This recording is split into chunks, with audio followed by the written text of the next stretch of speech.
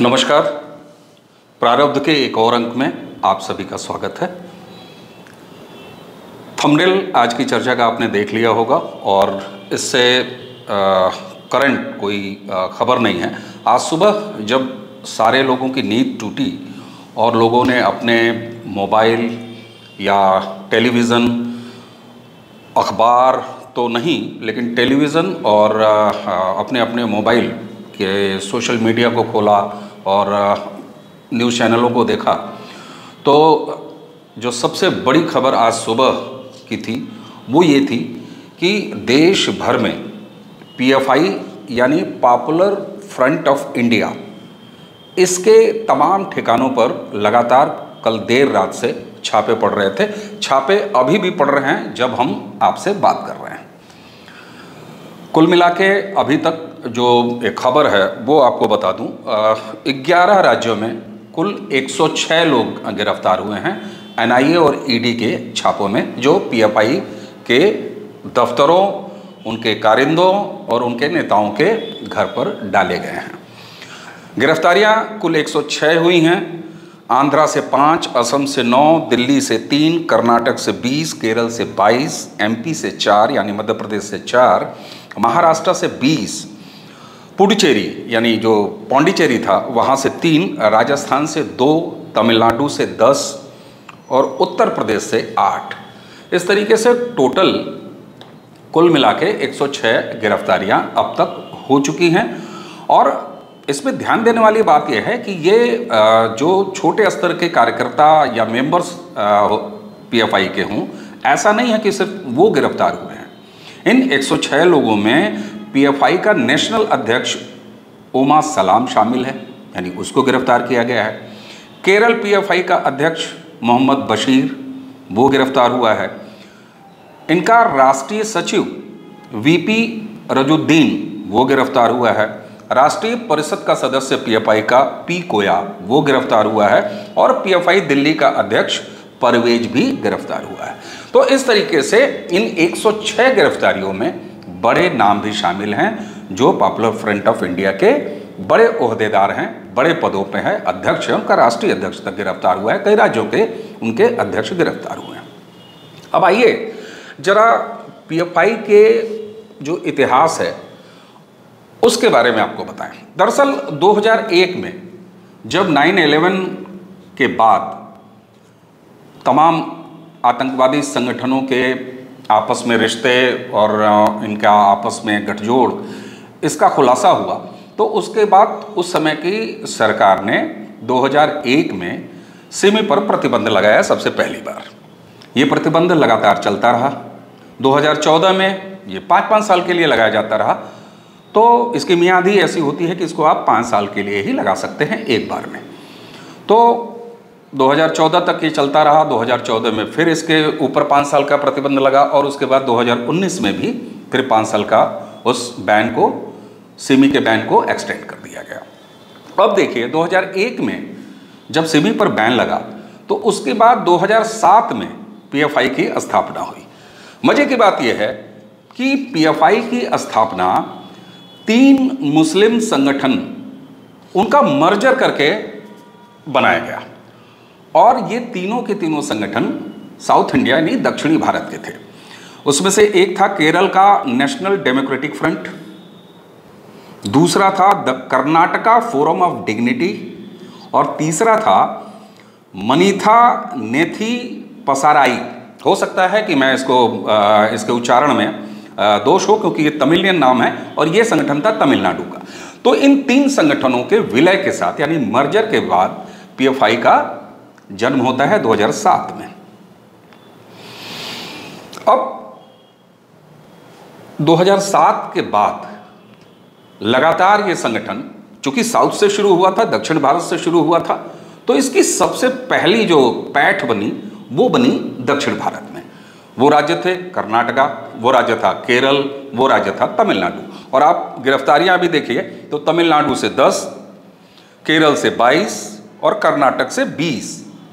उसी के साथ ये भी ध्यान देने वाली बात है कि आज जब एनआईए और सेंट्रल एजेंसीज ने छापा मारा और 106 लोगों को पकड़ा है, तो इनमें 11 राज्य शामिल हैं।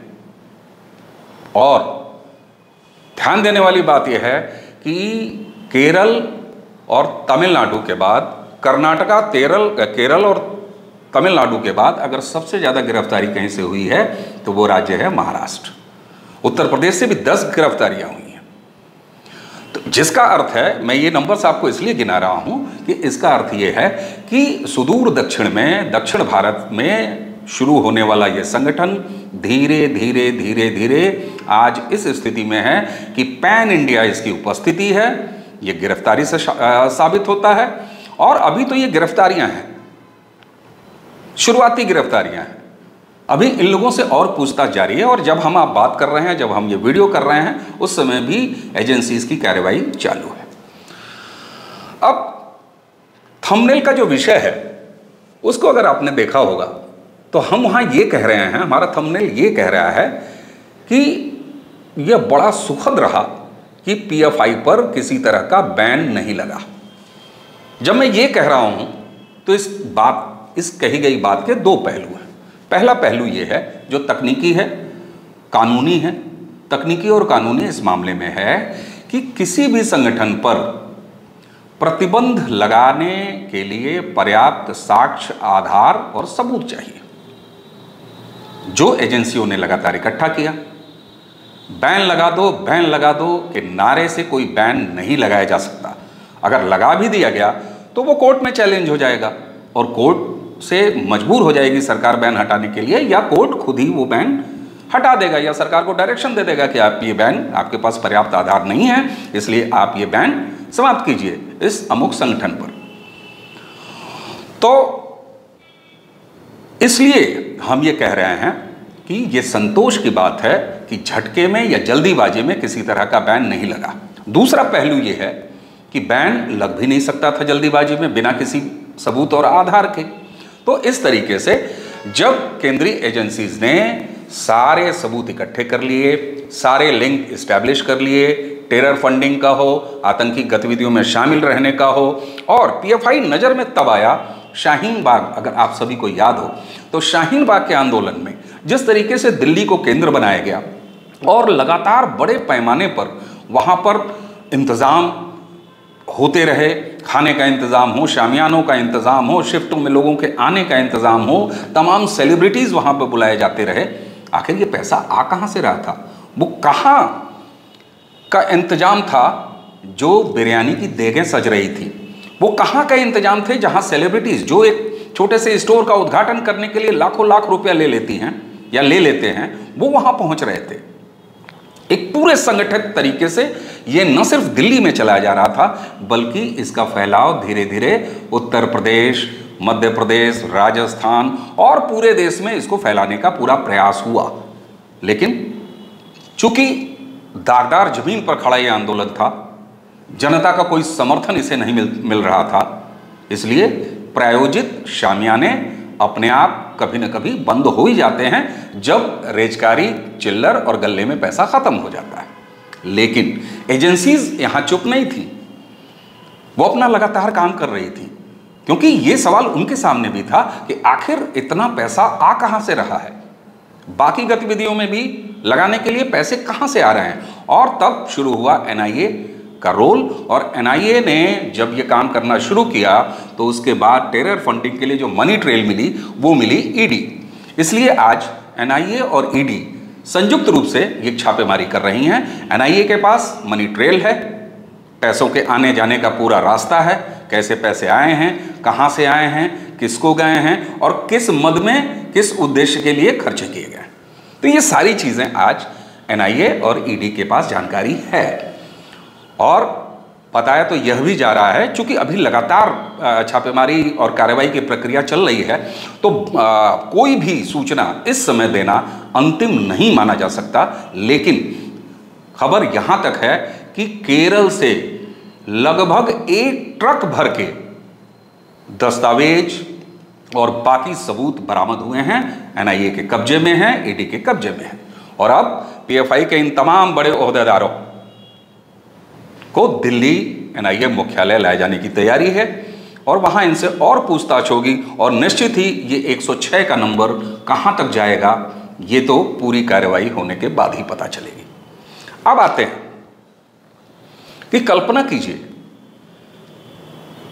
मैं यहां पर संबोधित करना चाहूंगा राष्ट्रवादी खेमे को विशेष तौर से। हम जानते हैं कि आपकी चिंताएं वही हैं जो देश की चिंताएं होनी चाहिए, समाज की चिंता होनी चाहिए, लेकिन सरकारें चिंताओं पर काम नहीं करती, चिंताओं का संज्ञान लेती हैं, एजेंसीज आधार तैयार करती हैं और उसके बाद तब जाके कहीं कार्रवाई होती है, जो आज सुबह उठने के बाद हम सभी लोगों ने जाना। इसलिए जब हम ये कहते हैं कि ये संतोष का विषय रहा कि पीएफआई पर किसी जल्दीबाजी में कोई बैन नहीं लगाया गया। अब देखिए ना, बैन लगाने से होगा क्या? 2001 से सिमी पर बैन लगा है, वो सिमी जिसके सीधे रिश्ते इंडियन मुजाहिदीन तक से निकले। 2001 में बैन लगता है, लेकिन इस बैन के बाद भी सिमी लगातार आतंकी गतिविधियों को अंजाम देता रहा इसी देश में, इंडियन मुजाहिदीन के साथ मिलके और खुद भी। 2007 में पीएफआई जैसा एक संगठन खड़ा हो गया, जहां व्हाइट कलर लोग दिखने में सफेद पोश, सो कॉल्ड पढ़े लिखे, एक ऐसा फोरम तैयार किया गया जहां इनके प्रदेश अध्यक्ष होते हैं, नेशनल अध्यक्ष होता है, इनके ऑफिसेज होते हैं और बाकायदा एक इंस्टीट्यूशन की तरह वो एक आतंकी संगठन चलाने में अपने आप को तैयार कर लेते हैं 2007 के बाद। इसलिए बैन किसी को कर देना ये किसी समस्या का अस्थाई हल नहीं है। अस्थाई हल तब होता है जब समस्या को जड़ से खत्म किया जाए। और जरा कल्पना कीजिए, अगर जल्दीबाजी में कोई बैन पीएफआई पर लगा दिया गया होता। हम कहते हैं आज सोशल मीडिया के लोकतांत्रिक संवाद और कम्युनिकेशन का दौर है। सोशल मीडिया पर तमाम भावना से ओतप्रोत इस तरह की मांगें इन तमाम सालों में आती रही हैं, इन 8 सालों में आती रही हैं और आती रहनी भी चाहिए, वो समाज की चिंता है। लेकिन मैं यहाँ ये कह रहा हूँ कि अगर कहीं एजेंसीज ने और सरकार ने जल्दीबाजी में बैन लगा दिया होता तो आज ये 106 हीरे कहाँ से बरामद होते, कहाँ से गिरफ्तार होते? ये 106 कोहिनूर हैं उस आतंकी टेरर फंडिंग के और उस संगठन के, उस पूरे काकस के। आज ये 106 गिरफ्तार हुए हैं। ये हजारों ऐसे आतंकी और विघटनकारी मानसिकताओं में सक्रिय लोगों के सुराग देंगे और तब ये गिरफ्तारियां और बढ़ेंगी। इसलिए अगर बैन लग गया होता तो इनकी सक्रियता समाप्त हो जाती। आप कैसे पहचान पाते? एजेंसी कैसे पहचान पाती? हम ये नहीं कहते हैं कि एजेंसी के पास एक वही जरिया है कि वो उनके ऑफिस में जाके देखें कि यहाँ पर कितने लोग हैं और इस तरह से पहचान करें, लेकिन वो बेखबर होके अपना काम करते रहे, अपना संगठन चलाते रहे, अपनी गतिविधियों को अंजाम देते रहे। एजेंसी लगातार उनके पीछे लगी रही और तब आज जाकर यह संभव हुआ है। 106 गिरफ्तारी लगभग 11 राज्यों में, लगभग क्या मैंने गिनाया, कोई 11 राज्यों में। मैं फिर एक बार दोहरा दूं कि ये इस समय चूंकि लगातार कार्रवाई जारी है, इसलिए कोई भी सूचना, कोई भी खबर अंतिम नहीं हो सकती। मैं फिर वापस लौटता हूं भाव की उन बातों पर। मैं फिर कहूंगा राष्ट्रवादी खेमे से, आपकी चिंताएं वाजिब हैं, आपकी चिंताएं लगातार बनी रहनी चाहिए, लेकिन आपको अपनी सरकार, अपने राजनीतिक नेतृत्व पर भी भरोसा लगातार बनाए रहना चाहिए। और मुझे उम्मीद है कि यह भरोसा आप सभी का लगातार बना रहेगा, क्योंकि राजनीतिक सत्ता आज जिस लोकतंत्र के मॉडल को हमने अडॉप्ट किया है, उसमें किसी भी, चाहे वो विचारधारा की बात करें, चाहे वो किसी समुदाय विशेष की बात करें या पूरे समाज की बात करें, उसके कल्याण, देश के कल्याण के लिए कोई भी काम आज राजनीतिक सत्ता से ही संभव है। यही मॉडल हमने अडॉप्ट किया है, लोकतंत्र का यही मॉडल है जो आज हम लेके चल रहे हैं। इसलिए साल दर साल, 5 साल, 10 साल, 15 साल के कालखंड में इस तरह के बड़े परिवर्तन, बड़े सुधार नहीं किए जा सकते। सब्र रखना होगा, समय देना होगा, साल दर साल, चुनाव दर चुनाव राष्ट्रवादी सत्ता को बरकरार रखना होगा, तब जाके इस तरह के परिणाम मिलेंगे। आज पीएफआई है, हम आगे उस पर भी किसी वीडियो में आपके साथ चर्चा करेंगे। वक्फ बोर्ड है, वक्फ बोर्ड की संपत्तियां हैं, उन पर भी मदरसे हैं, वहाँ भी इसके लिए समय चाहिए, इसके लिए आधार चाहिए। आप एक लोकतांत्रिक व्यवस्था में जी रहे हैं जहाँ हमारे पास एक न्यायिक तंत्र है, हमारे पास पीपल्स रिप्रेजेंटेशन का एक पूरा सिस्टम है।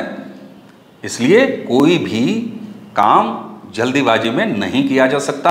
हमारी मांगें पूरी करो और उस शैली में नारा लगाने से ये काम नहीं हो सकते। मैं एक बार फिर चलते चलते आपसे कहूँगा, हमें अपनी सरकार, अपने राजनीतिक नेतृत्व पर भरोसा बनाए रखना चाहिए। एजेंसियों पर हमारा भरोसा है और पूरा विश्व हमारी जांच एजेंसियों का लोहा मानता है। तो हम अपने विश्वास को इसी तरह बनाए रखेंगे।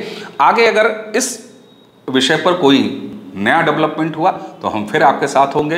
इसलिए हमारे साथ एक बार फिर संतोष के साथ और अच्छे भावना के साथ मन में दोहराइए कि यह बड़ा सुखद रहा कि पीएफआई पर कभी बैन नहीं लगा। आगे क्या होता है, बैन लगता है नहीं लगता है, ये सरकारों और एजेंसियों का निर्णय है। जब होगा तब उस पर फिर बात करेंगे। लेकिन मेरा ऐसा मानना है, मैं ऐसा कहूँगा कि सोचिए जरा, अगर बैन लग गया होता तो आज ये परिणाम कहाँ से आता। इसलिए उन्हें काम करने देने चाहिए, वो काम करें। चोर चोरी करेगा, पुलिस है ना। आप चोर को घर में नहीं रोक सकते, उसके घर पर आप आतंकी या इस तरह के किसी अपराधी मानसिकता के लोगों के घरों की पहचान करके उनके घरों को सील और लॉक नहीं कर सकते। एक लोकतांत्रिक देश है हमारा, लेकिन इसी के साथ हमें अपने राष्ट्रीय हित, राष्ट्रीय सुरक्षा, समाज की सुरक्षा और देश के विघटनकारी शक्तियों के खिलाफ लगातार काम करते भी रहने देना है, अपने राजनीतिक नेतृत्व, अपनी सरकार और अपनी एजेंसियों को। इसलिए साल दर साल, चुनाव दर चुनाव लगातार इस सत्ता को बनाए रखने की जरूरत है। आशा है हमारा ये संवाद आपको पसंद आया होगा। आगे भी अगर आप हमारे इसी तरह के संवाद देखना चाहते हैं, सुनना चाहते हैं, तो अपने प्रारब्ध के YouTube चैनल को सब्सक्राइब कर लीजिए, लाइक कीजिए, उन्हें शेयर कीजिए और बेल आइकन जरूर दबा लीजिए, ताकि जब भी हम कोई संवाद, कोई वीडियो लेके आएँ तो उसकी सबसे पहले सूचना आप तक पहुँचे। नमस्कार।